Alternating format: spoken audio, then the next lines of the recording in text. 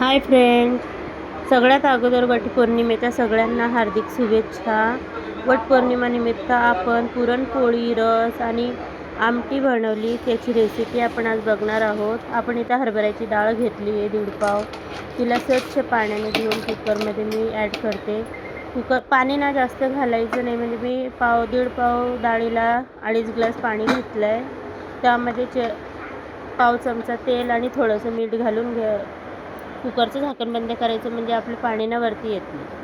आपली डाळ शिजते तोपर्यंत आपण पीठ मळून घेऊ. पिठामध्ये चवीपुरतं मीठ, थोडीशी हळद आणि पाणी घालून पीठ मळून घ्यायचं. पीठ मळून झालं त्यामध्ये 2 चमचे तेल लावून पीठ चांगलं हाताने चोळून घ्यायचं. पीठ म्हणजे ना पातळही करायचं नाही आणि घट्टही राहू द्यायचं नाही, मीडियम पीठ मळायचं, म्हणजे ते मुरतं तेव्हा नंतर ते बरोबर याच्यामध्ये येऊन जातं. आता आपली डाळ ही शिजून झाली. त्यामध्ये मी 1 किलो गूळ घेतला आहे. गूळ चांगला फोडून घेतला आहे मी. आता आपण याला डाळीमध्ये पूर्ण शिजू देऊ. यामध्ये गूळ पूर्ण वितळू देऊ. डाळ आणि गूळ बघा 10 मिनटं नंतर बघा पूर्ण एकजीव झालं आहे. 10 मिनटं मी याला होऊ दिलं होतं. आता यामध्ये मी 2 वेलची पूड घालते ठेचून. त्याने म्हणजे चव आणखी छान लागते पुरणपोळीची.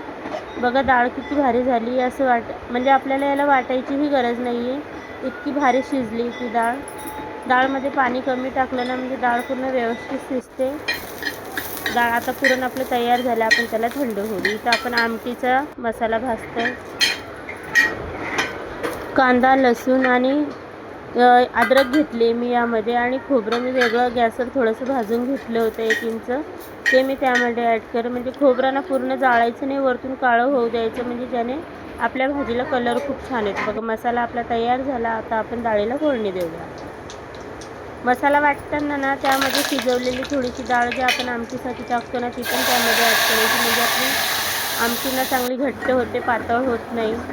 मसाला मी तेलामध्ये ॲड केला. आता मसाला चांगला शिजू देऊ.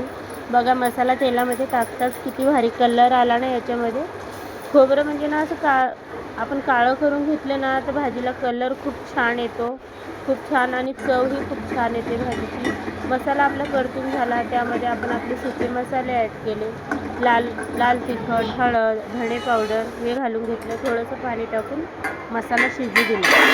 बघा मसाल्याला तरी किती छान आली, किती भारी दिसते ना.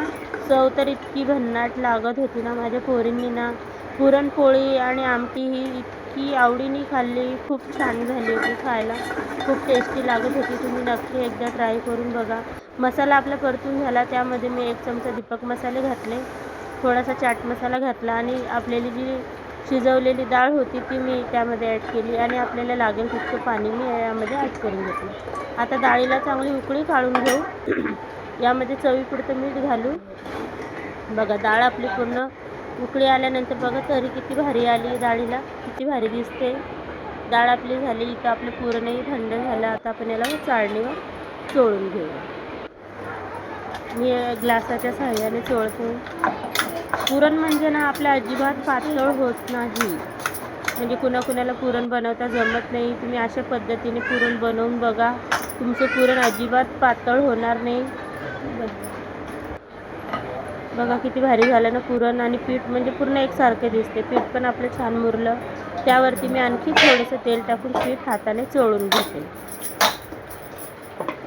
म्हणजे पुरणाची कन्सिस्टन्सी आणि आपल्या पिठाची हे सेम ठेवायची, जेणेकरून म्हणजे आपली पोळी ना अजिबात फाटत नाही.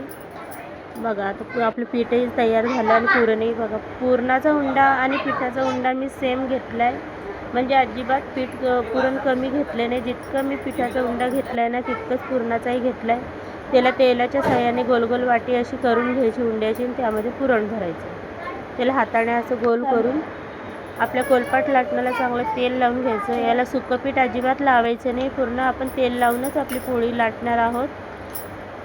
कोळपाटावर पोळी अशी गोल पोळी न उचलता आपल्याला फक्त कोळपाट फिरवून घ्यायचं आहे लाटताना, आणि हलक्या हाताने पोळी लाटायची. बघा कुठल्याही साईडनी आपली पोळी अजिबात फाटलेली नाही आहे, किंवा पुरण देखील बाहेर आलं नाही आहे. बघा असं आपण लाटण्याच्या साह्याने पोळी उचलून घेऊ आणि तव्यावर टाकून घेऊ. तवा आपला गरम झाला आहे. तव्यावरती थोडंसं तेलाचं मारायचं आणि पोळी आपली टाकून घ्यायची. पोळीला आता पलटून घेऊ आपण. बघा पोळी अजिबात फाटणार नाही. पोळी फुगायला चालू झाली. पोळी तर इतकी छान फुगते ना, ही इतकी भारी, खूप छान, इतकी लुसलुशीत झाली होती, म्हणजे जिभेवर टाकताच विरघळत होती ती पोळी, इतकी छान लागत होती खायला. तुम्ही नक्की एकदा ट्राय करून बघा. बघा किती भारी फुगते ना पोळी. तुमची पुरणपोळी अशी फुगते का? मला नक्की एकदा ट्राय सांगा आणि माझी रेसिपी नक्की ट्राय करून बघा, तुम्हाला नक्की आवडेल. बघा किती भारी झाली आपली तेलपोळी. हिला म्हणजे ना तेलपोळीच म्हणतात, तिला मी पुरणपोळी म्हणते. बघा किती भारी झालं आहे आपलं जेवण. या मग सगळेजण वटपौर्णिमेचा उपवास सोडायला या पुरणपोळी खायला. थँक्यू.